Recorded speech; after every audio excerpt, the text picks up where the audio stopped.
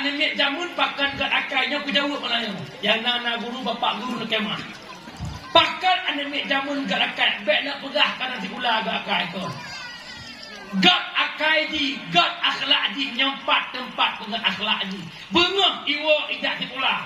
Maghrib ijak patik babaho. Tai ba'aruang bedah jak beut iwa beut tubuh imano jak sikula yang pegat akhlak di kan sikula tapi beut menye ne pegah yang pegat akhlak di sikula kan beut ne mi orang pak makhlak pakah anak akhlak gara-gara anak ibu kan nyam ye tik di hana bateh ni rupa law tewon ni lupa yang kan dia gerak gila-gila